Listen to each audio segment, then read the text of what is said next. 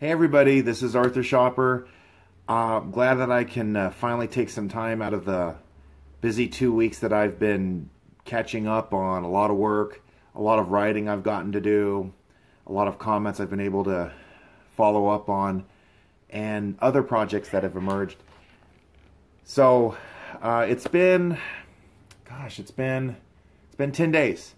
It's been 10 days since the Mother of All Rallies. And I flew in on the 13th of September, and I came back, so that was a Wednesday, and then I came back the Monday in the next week after. So it's been about 2 weeks since I flew into Washington, D.C. I had said to everybody that when I got a chance, I was going to sit down and be able to talk with everybody about what happened, what I learned, what I'd like to be able to do differently, etc. So I'll try to keep this to, it seems to be half an hour is the ideal length of time when talking about anything on a live feed. So I'll try to keep to that as best as I can. So for starters, I want to say again and again, thank you to all of you who donated or who were following the events that I was recording while I was in DC. And for all of you who were sharing support, ideas, insights, on everything that I did before, during, and after. So I just want to thank you for that once again. Thank you so much. So I was really lucky. I was able to book a flight. I booked a flight for, I left LAX at 7 in the morning Wednesday, September the 13th. For me, it was really important to spend as much time as I could in the DC area. So I woke up at 4 in the morning to ensure that I left the house at 5 so that I had that 2-hour window in case I forgot something or needed to get something or anything else. And so everything went pretty much smoothly. I made sure not to cut corners as I've done in the past. So there was that. It was a 5-hour flight. It had a really comfortable flight, more or less. It was kind of weird when you land somewhere else and you're 3 hours ahead of, whatever your time limit is. So that was interesting right there. Dulles Airport, you could feel the humidity pretty quickly, but it wasn't that bad nonetheless. So there was that. There were a couple of snafus, but I was finally able to land at the motel. I showed up a day earlier than the planned Airbnb where I was going to stay. Genevieve Peters, there's a shout out to her. She did a great job organizing a place for me and my fellow Trump supporters like Elsa and Leonore and others. That Airbnb was right there in the heart of Washington, D.C. I was within 20 minutes walking distance of just about everything I wanted to go to, and Genevieve was a big part of that. So, but the day before, Wednesday, September the 13th, I stayed at a motel in Springfield, Virginia. I was able to kind of get a feeling of everything. The first thing I noticed about Virginia, I haven't been there in like over 20 years. I mean, there were certain things that just reminded me of Los Angeles. It was crazy. The traffic was terrible. There were so many immigrants there. There were so many people of Arabic descent, many people who were practicing Muslims, for example.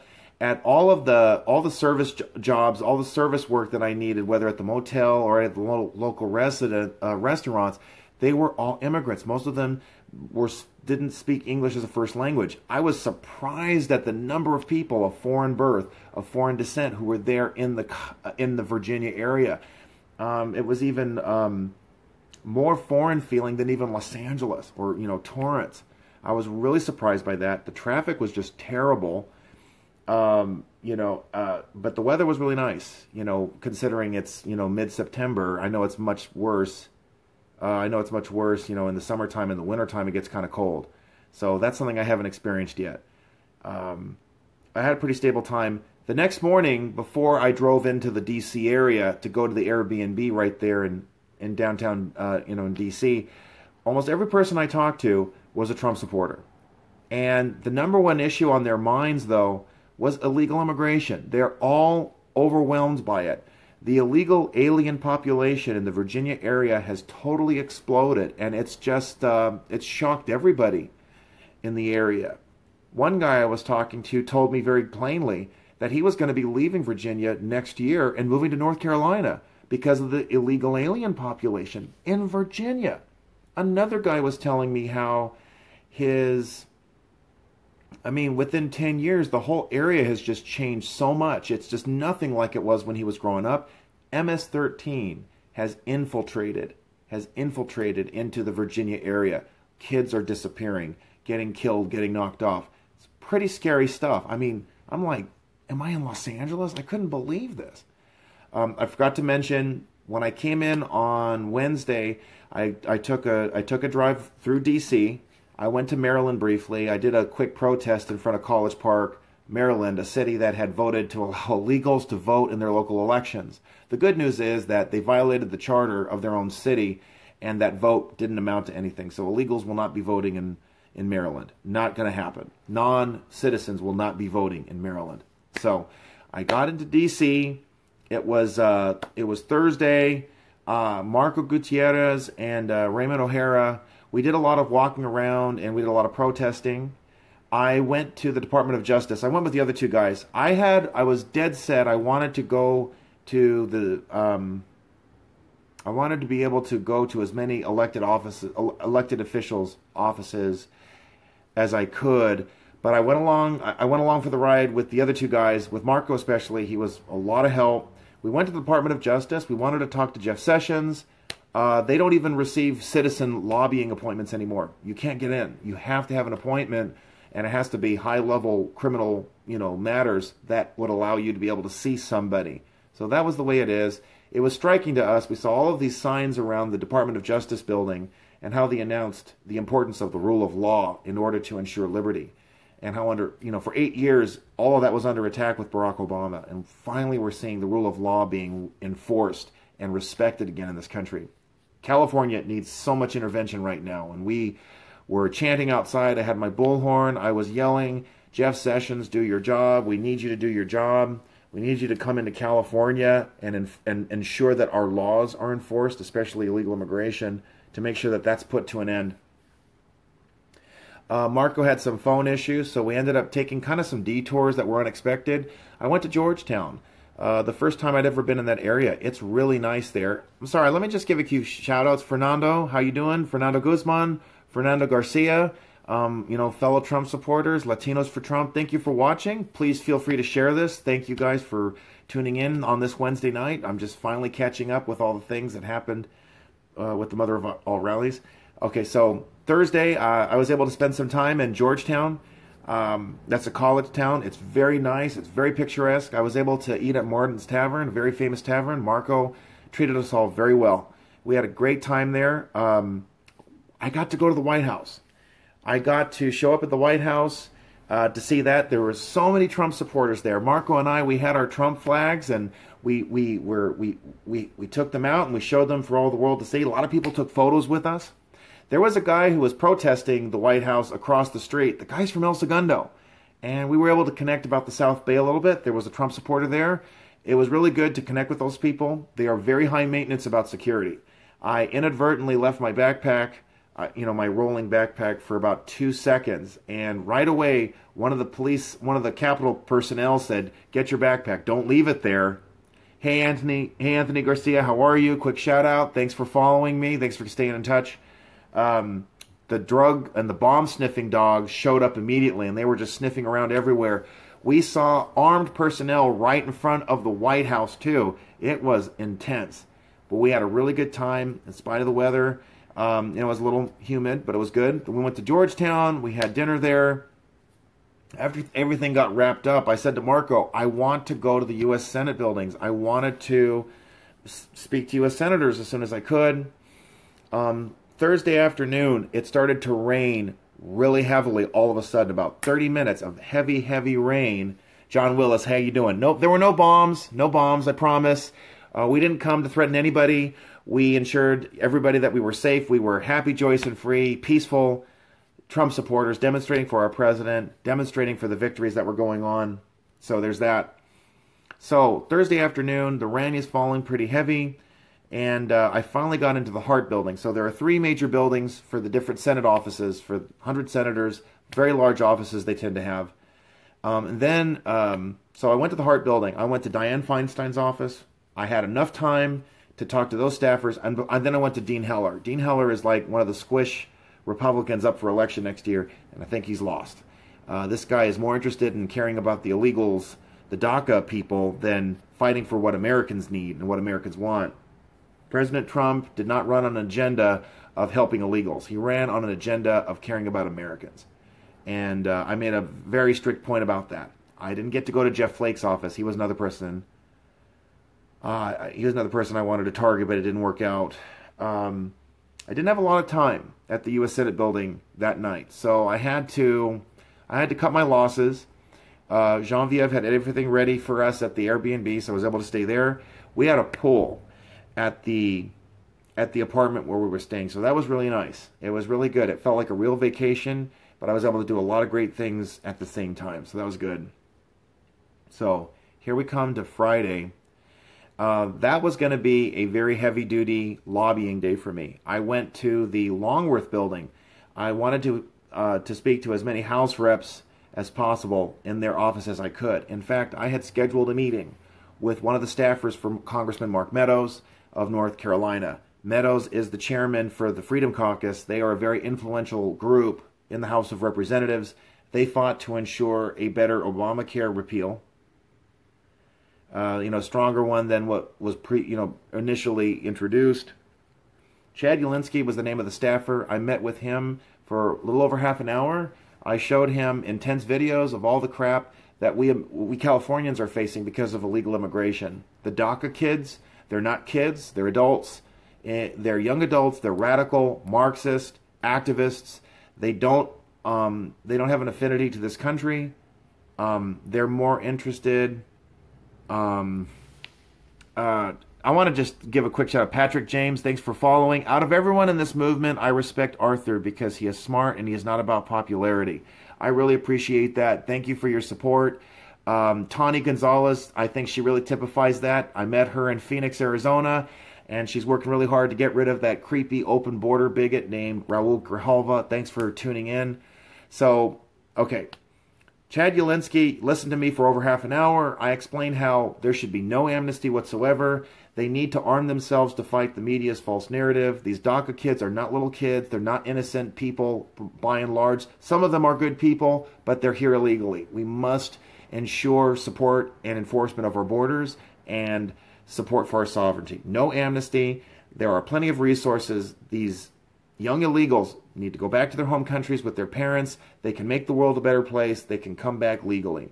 That needs to be the gold standard when it comes to immigration issues. After that, I visited as many House reps as I could. I went to Steve Knight's office. I told the staffers I was really upset about him saying to friends of mine that he would drop their ass. This is a guy who's tried to dance on both sides of the issue, but he ran on a platform against illegal immigration. We must really bombard the offices because this DACA thing really got out of hand, within a week. As I was walking around, there was a lot of concerns in the hallways up and down that Trump was going to just cave on a deal and that Republicans were going to squish and we're going to see an amnesty proposal. We see handfuls of Republicans offering up proposals, and we need to make sure that all of them get shut down. Okay? We need enforcement of our laws, period. Enough with the pity. We need to put American dreamers first. So, it's about 11 o'clock in the morning. I went to Julia Brownlee's office. A lot of you probably know about this, so I'll just recap very briefly. I went into her office. I spoke to the staffers and the office manager. Her name is Katie Gillen. She got very hostile. She was trying to push me out verbally, shut me down. When she told me that Congressman Brownlee cares about the DACA kids, I asked why. She ran out of the office. She tattled on me to Capitol Police. 5 agents showed up. 3 of them detained me. 2 more questioned her. It was a very scary moment for me. Hey, Ken Hartley, how are you? How you doing? Ken Hartley's going to Texas like a lot of people because California has totally lost its mind. One of the reasons is that our House reps call the police on us when we want to petition for a redress of grievances, like putting the needs of illegals ahead of American citizens. I had to stand in that hallway for about 15 minutes. The police officers tried to give me the runaround. They tried to get my information. I refused to give it to them. You have a right to do that. If they don't arrest you, you are not required to give them your name or your ID card. So I stood my ground. The supervising police officer finally said, "You're free to go." And that was it. A lot of people here in California and around the country hammered Brownlee's office and demanded Katie Gillen's resignation. So, that was probably the scariest moment for me. But I was able to move on. I went to Catherine McMorris Rogers' office. I said no amnesty, no deals. I went to Bruce Poliquin's office. He's the first Republican congressman representing a district in Maine in over almost 20 years. And I said no amnesty. Some of these House reps are just totally clueless. That's why I showed them Grindall 61's video. Trump is flirting with giving amnesty to these illegals. They're radical, they're arrogant, they're entitled. We don't want them in our country. They need to go back to their home countries and come legally. The rule of law is essential, and everyone needs to respect that when coming here. The other incredible thing was I went to Maxine Waters' office, Longworth Building 2221, and within 5 minutes, her staffer called me back in. Maxine Waters was there. I tore her a new one. I yelled at her. I said she doesn't care about black people. I called her the crazy black lady. I wrote about this for a town hall article. It was one of my most frequently, widely shared articles. So that was really cool. I'm just going to touch on that briefly. So I went to a lot of offices. Then I came back home. We were hoping to go to Maryland to protest in front of the College Park. But I was so burned out. I was so tired. What I ended up doing instead is I can't remember. I remember I went to a local bar, Harry's. Met a lot of other Trump supporters. It was really good to connect with everybody. Everybody's getting really excited about Saturday, and so Mother of All Rallies. It was Saturday. There was about 300 plus people there at the Washington Mall. It was right there across from the Washington Monument. It was really something. I saw the MOAR trailer that had the letters written on it. All of these major highlights and leaders who have been, advancing the Trump agenda, marching on city council meetings, going after state houses, putting a spotlight on the corruption, which is just widespread in the country, especially in those Democratic cities like Chicago, New York City, and Los Angeles. It was really stunning. I saw so many people who had been following me on Facebook, and I was following them. Marco Gutierrez was there. He was able to speak to a lot of media. There were a couple of leftists who showed up, but by and large, Antifa pretty much dissipated. A couple of them showed up to try to start something, but most of us were able to push them away. The federal police encouraged us to just focus on the rally, and that's what we did. The most outstanding event that occurred, a group of Black Lives Matter contingents, they showed up. And one of the speakers, Mohawk 1, allowed him to stand on the stage. But the Black Lives Matter leader wouldn't be quiet. And so Mohawk 1 got upset. He walked away for a sec. The organizers allowed the BLM guy 2 minutes to speak. I do not call that selling out. I consider that a brilliant move because our movement is about more than just Trump. It's about the First Amendment. It's an affirmation of our American values and our American culture. And we're not afraid to allow our vocal opponents to speak, because after the 2 minutes of the BLM leader talking about police brutality and how black lives are not valued as much as white lives or yellow lives or other lives, Will Johnson stole the show and undermined that false narrative and simply said, yes, Black Lives Matter, all lives matter. But if BLM really cares about black lives, then how come they are not protesting in Chicago? How come they are not protesting against the black leaders who have said nothing about the excessive violence of black on black crime?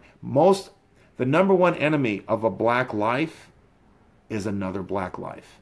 That's where most of the murders are happening. Why isn't Black Lives Matter making a stink about that? Will Johnson took the stage, stole the show, undercut their false narrative, and proclaimed to the world that we are truly the open-minded, loving, and outright and caring people in this country. The Trump supporters are truly a multi-ethnic movement. And we're not afraid of ideas that are different. And we're not afraid to challenge them and speak the truth. So that was, to me, a staggering win. And the media, they did end up reporting on it. I got 2 requests from 2 media organizations, including the Washington Post, because I took a video, a 10-minute clip of black Trump supporters allowing Black Lives Matter 2 minutes to speak, and then affirming the truth that, of course, Black Lives Matter. Honestly, the lives who should be worried most about police brutality are white lives. The people most likely to be killed by police are white males, not black males or black females, for that matter. So we set the narrative. We have established the tone. We're not the bigots. We're not the supremacists. We're the ones who just want to make America great again, and that includes everybody. So I thought it was a huge win. The only thing that I'm a little frustrated about with the movement is I think it just needs to be better organized, and they need to select a set number of speakers. What MOAR tried to do was to have everybody speak. People wanted me to speak, and by the time it was about 6 p.m., I said, people have been here since 11 in the morning. It's just unthinkable to expect people to be here forever. People stay till 9 p.m. I know Harim was able to speak to the Mother of All Rallies, and I think it's great. I ended up going home. I ended up going back to the Airbnb. Had a great time. I think that the Mother of All Rallies, there's a lot of opportunity. I think we should focus a lot more on really, affirming Judeo-Christian values, the gospel, talking about how Jesus Christ is in the business of reviving and renewing our country. Judge Moore's victory in Alabama really underscores how important and how successful we can be. We will not make America great again until we reaffirm to make America good again. And that's from Alex de Tocqueville. He wrote about that when he wrote Democracy in America. So that was Saturday. Then comes Sunday. So Sunday was like the play day, the free day, the take it easy day. Members of the Trump team that I was able to stay with, they were going to go on a citywide tour. And I said, you know what? I can walk anywhere I want to. I already went to the White House. I've already done that. I want to be able to take advantage of the car.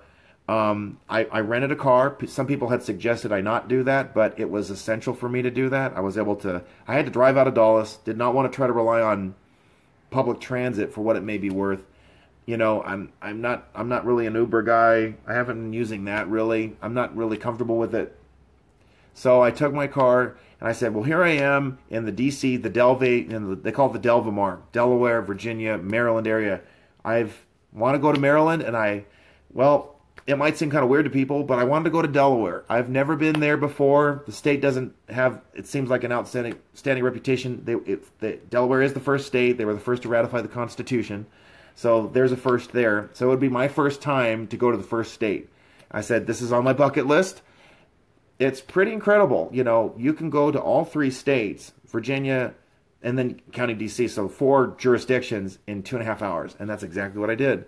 I drove to Maryland. I went to St. Clair and I had lunch there. I caught up on a lot of the reading material.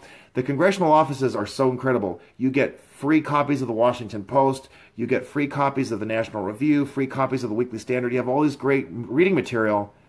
It was so awesome. So I had that, and I caught up on a little reading. I did a lot of writing, especially what happened to me with Maxine Waters. I had written about that and shared it. I went to Maryland. It's beautiful. There is such rural, green, lush. It's just great features all around. Love the state. The weather I'd have to get used to. Maryland has a Republican governor. You can tell the roads look nicer. The cost of living is lower. It's Maryland, folks. That's been a reliably blue state for decades, and yet it's already got better leadership in it. I met 5 people from Delaware, and they told me about what to look for and what to do. They had encouraged me to take the south route from Delaware to go through that little snippet of Virginia and then go to the mainland again through the Chesapeake. I didn't have a chance to do that. I ended up taking a very basic route. I went on the 50 interstate. I crossed the Chesapeake. It was beautiful. I was able to record snippets of it. You can go to my YouTube channel to check that out.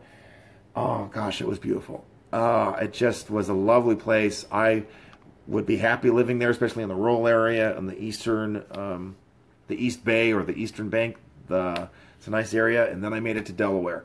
It's so country. It's so down home. I almost felt, it just is really something. You have these small towns. You got to drive really slow. And I drove all the way. The nearest beach was a beach called Rehoboth. Rehoboth Beach, Delaware, and I went there. It's an ocean city. It's a beach community. They have a lot of hotels there. It reminded me of my South Bay home. It reminded me of a little bit of Redondo. It reminded me a little bit of Hermosa, but more open. A lot more wood. Hey, hey, Harim. I'm glad you're watching. How you doing? It was beautiful. I loved it. I met Trump supporters there. I met a guy from Pennsylvania and a Delawarean for Trump. Her name is Tyson Wiggins. She saw me. I connected with her. She actually drove down to Rehoboth Beach, and we took a few photos, and it was really something. I just loved it. It was a great vacation day for me.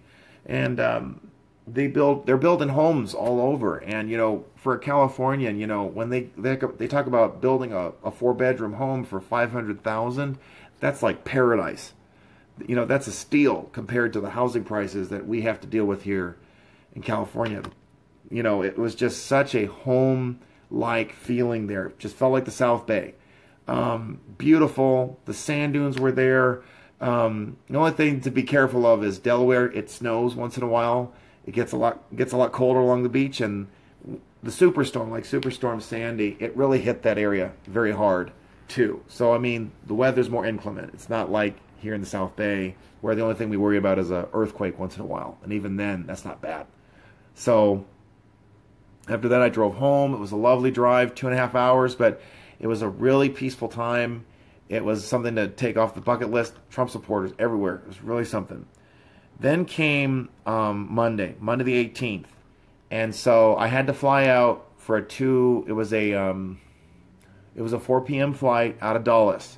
So I had that segment of time.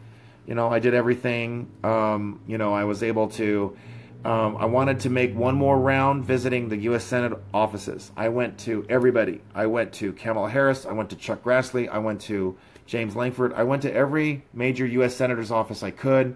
I really wanted to stick it to them. No amnesty, no DACA, no Fascist USA, no Open Borders USA. I ran the rounds.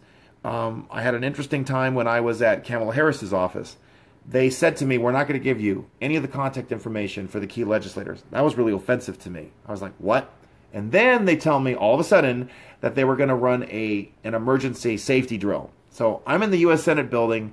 I go with all the staffers. I end up going into one of the stairwells to be safe there. So that was kind of interesting. I was a little worried too because I only had limited time for parking and I had to fly out. I wanted to be able to do as much as I could. So I went to about 11 U.S. Senators' offices. I left my card. I got theirs. I said no amnesty, no DACA, do what the president wants. I went to all the, red state Democratic U.S. Senators' offices too. They actually were pretty attentive. They know they have to pay close attention because they're going to face the election of their careers next year. I really think that this Trump agenda is going to continue apace. I don't see amnesty on the horizon. I mean, if they can't get a health care bill passed when they ran on 7 years of promises, we've got some rhinos we've got to get rid of already. And then on top of that, for them to try to even press anything like this, not going to happen. Laura Russell, thank you so much. You did a great job visiting all the crooked politicians. Thank you, Laura. There's Marcy Lawrence. How are you? Thanks for watching. Thanks for following, everybody. So there was that. I got a lot done. I visited more offices than I intended to, than I had planned. So that's word of the wise. When you go to D.C. and you want to do a citizen lobby, make sure you know where the offices are and schedule it accordingly. Are they in the Hart Building? Go to all, arrange to go to the first floor, then the second floor. Have it all lined up so that it's like up and down rather than trying to figure out where they are. Because, time's really of the essence when you're in D.C. So just something to think about. So there's that. Afterwards, I wanted to make sure that I went to the Lincoln Memorial. And it was so awesome. I found a parking spot. I was really surprised. It didn't cost me an arm and a leg. I was able to walk there. Beautiful, lush greenery. It's so moving. I had commented in a couple videos I took. I wanted to provide videos for you guys to see it. The Facebook Live was not as effective, I felt. It was just, I might as well use my camera recording. I can take photos. It's a clearer view, and that's what I did. It's just stunning, and I hadn't been to the Lincoln Memorial in over 20 years, 25. Last time I had a significant visit to Washington, D.C. was when I was 5 years old. That was over 30 years ago. Visiting the District of Columbia. I stayed at a hotel in the District of Columbia with my mom and my dad and my sister. And, we didn't really go to D.C. that much when I went in 94. That'd been 10 years after that. Abraham Lincoln really deserved a memorial for all the things that he did, for the leadership that he demonstrated, for the work he had to do, for the opposition that he met. It was really incredible. Really quick, Marcy Lawrence, you are a great speaker, Arthur. Those of us that live too far away appreciate your speaking on behalf of us. I'm glad I could do it. Thank you so much, Marcy. Appreciate it. The Lincoln Memorial was just stunning. You can see his speeches. You see the Gettysburg Address on one side, then his second inaugural on the other side. It's a really powerful memorial. It was filled with tourists, visitors from all over the world. Really something. Glad I could be there. It was a really great day Monday. I got so much done in spite of the demand on my time. You got to think it. I had to leave that area at 1 to get to the airport at 2 to drop off the car, to register my bags, to get my pass so that I'd be ready to fly. You always have to get about 2 hours ahead of there so that you get everything done and you're not rushing. And then that was it. I flew out and I came. It's so weird, the 3 hour difference. I gained 3 hours coming back. I flew out of Dulles at 4. I get back at 6 when I'm here in the LA area, and it's taken me about a week and a half to get used to the time difference again. It was so interesting. I wake up at 6 in the morning here, and I'm like, pretty much awake and aware and ready to go. So that's something that's, it's been a pretty easy adjustment. So that's like the 5 days that I was able to spend there. I saw a lot of people from LA County for Trump. I saw, Ingrid and Harim was there, Genevieve, a lot of people that I've known on Facebook. I was able to meet face to face. So that was interesting. It was really good. And I think it's important that we're showing a growing solidarity as a movement.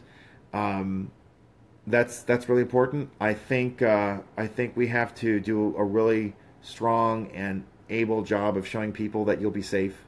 Berkeley is an anomaly. It is a corrupt city with leftist leadership and an effectless police department that's had to have its reputation dragged through the mud enough times for them to start doing their job.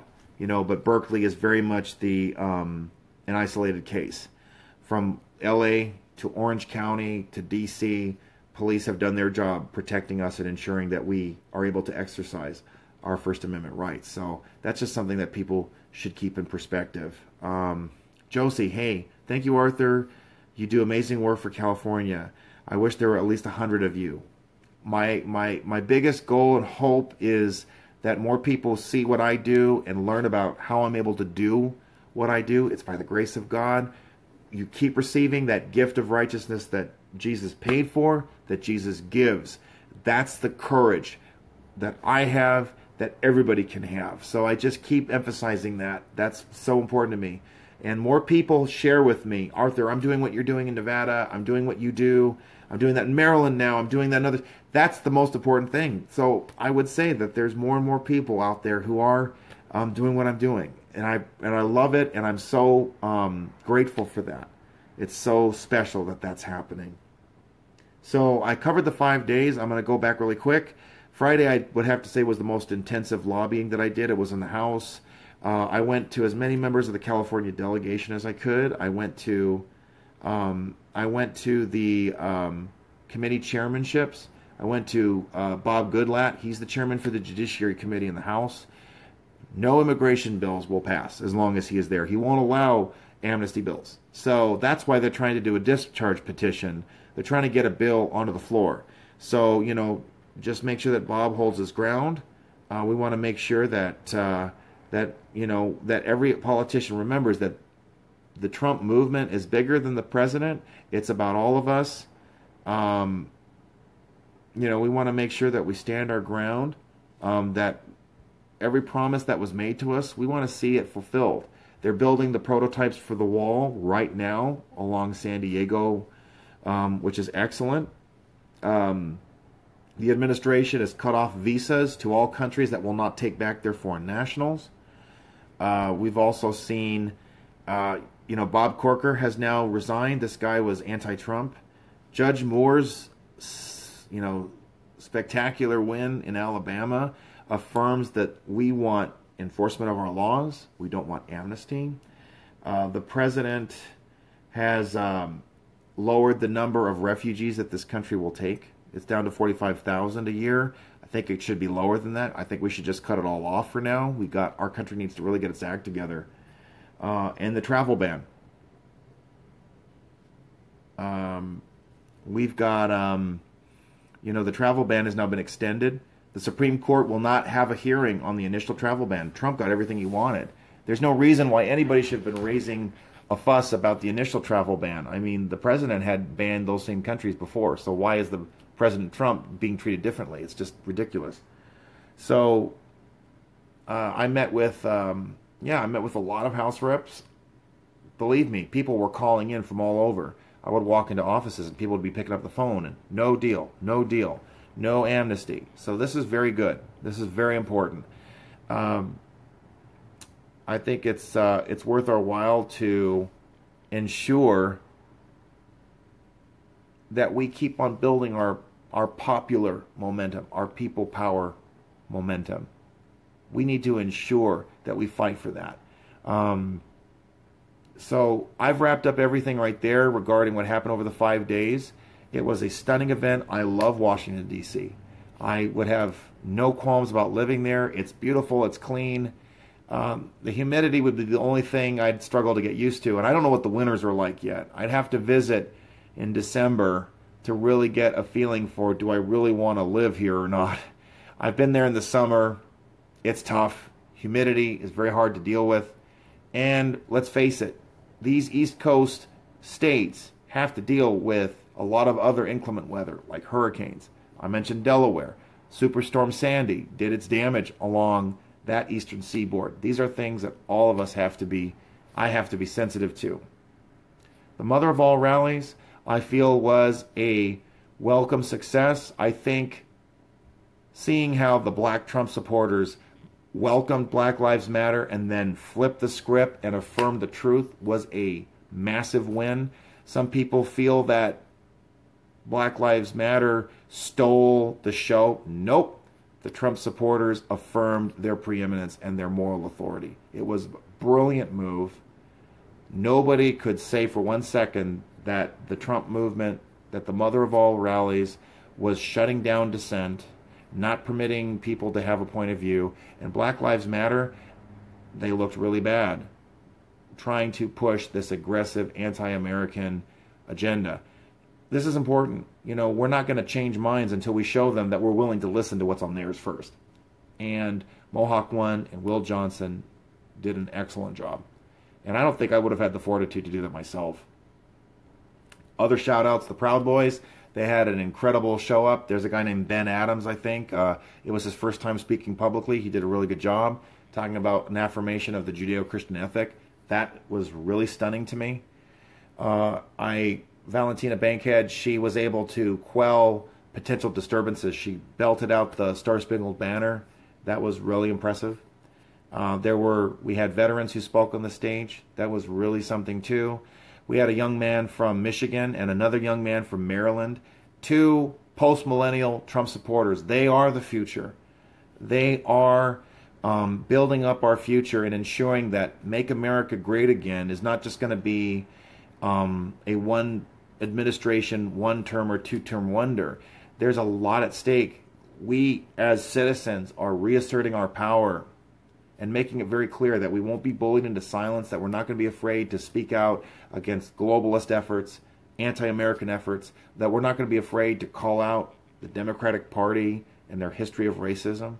All of these things are so important that we start understanding that it's not about us rolling the dice. We elect somebody and hope that they do their job. That the control and the outcomes of our government, we have and we must take the steps to ensure that we affirm and make that happen. Valerie Kennedy is watching. She's also a Trump supporter. She's from the West Covina area. She's experienced the devastations of illegal immigration. This has been such a big issue, and we really have to thank God every day that Donald Trump is president.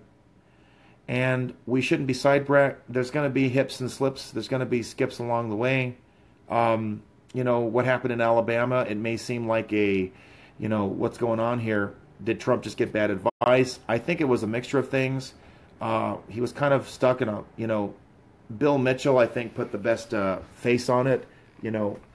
Luther Strange was not an obstacle to Trump's agenda, but it was clear that the swamp was working through Strange, but Roy Moore would be the disruptive force and will be he'll be another part of the conservative phalanx in the U.S. Senate, along with Mike Lee, Ted Cruz, Rand Paul. These are people whom we need more of them. If you don't like Mitch McConnell, you got to change the people who are in the U.S. Senate. You have to send a very loud message that we, the people, want to see a representative government which upholds our rights, which respects and enforces the Constitution, and doesn't give in to the Potomac two-step and the K Street walk. And what happened in Alabama affirms that. I can only hope that we get rid of some of those bad advisors in the White House, and that we see more people working very hard to connect with constituents across the country so that their elected leaders will start repealing Obamacare, getting the wall bill, deporting illegals, and ensuring a foreign policy which puts Americans first and which doesn't bog us down in nation building, which it's not our job to do. So I know it's been 2 weeks, week and a half before I finally got a chance to do kind of a recap. There's a lot of things that had happened. A lot of you did a great job getting the word out, so I appreciate it. Thank you again for all the support that you've done. And it's just a general reminder, once again, I couldn't do what I'm doing without your support, and I do rely on your support. If you can and if you feel moved to do so, please donate. I have a PayPal account. By donating that way, every dollar you donate, I will get. If you do want to donate through a GoFundMe, just keep in mind that a percentage of that will be taken away as part of the service. You can find my PayPal account. It's on my YouTube channel, and you'll find it on my Facebook page. Oh, and that's something I can switch to. Many of you have been able to connect to it. My Facebook page has been updated. I had to open up another one. I got zucked. I was blocked for 30 days on my initial Arthur C. Schaper Facebook account. I opened up another one, Arthur Christopher Trump. Most of you have been able to connect to that. I was shut down for about 2 days. There were concerns about identity issues, if I was a fake person or something. That's my backup account. I'm ensuring that only friends are able to see what I post. I might have to make those adjustments with my original Facebook account once that opens up again.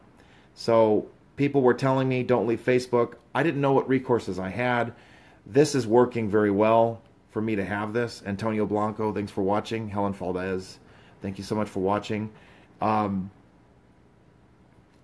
Again, I just thank you so much for all the support you've done. I still meet people every day who remember what happened at Berkeley. I just met some people today. More good news. Here I live in Torrance, California, and every day I meet Trump supporters. They love the hat. They love the shirt, if I'm wearing a Trump shirt. I was driving down Lomita Boulevard today, and somebody from the car next to me shouted, "Make America Great Again." A lot of people there are more people who are outspoken about their support for Trump. 8 months he's been in office, and we've seen incredible success on many fronts. People who were skeptical or unsure have many reasons to trust him, to embrace him, and welcome his future success. He is just taking the media down like a boss. He has put these left-wing institutions and our cultural institutions, which have been overrun by leftists, he's been able to put them in their place, like the NFL, the corrupt media. The swamp is getting drained, folks. We have seen an unprecedented number of federal employees laid off and phased out. So this may not seem interesting. It wouldn't be front headline news, perhaps, but this is part of draining the swamp. It's happening. It's already happening. We want to keep the president in line, make sure there's no amnesty, make sure that there's no deals. We want to ensure that he keeps fighting for Americans. I honestly think that that Jared Kushner guy has got to go. He is bad news. He is a bad asset. I love that Steve Bannon is fighting for our agenda outside of the White House. You know, we're seeing something incredibly powerful. What happened in Alabama, we'll start seeing this in other states. I'm hoping to see the MAGA agenda win in Nevada and in Arizona. And we could see it in California too. So with that, I'm going to wrap up this live feed. I don't know, I might have gone a little over 30 minutes, but thank you for those who stayed on. Feel free to share this video. Feel free to contact me. My email address should be public by now. I'll put it back on my Facebook Live or Facebook page on my new one. So I'm at Arthur Christopher Trump. And then I have my original one, which will be opened up again in about 2 weeks. So thanks again. Thank you for following, and let's keep working together to make America great again. Thank you so much.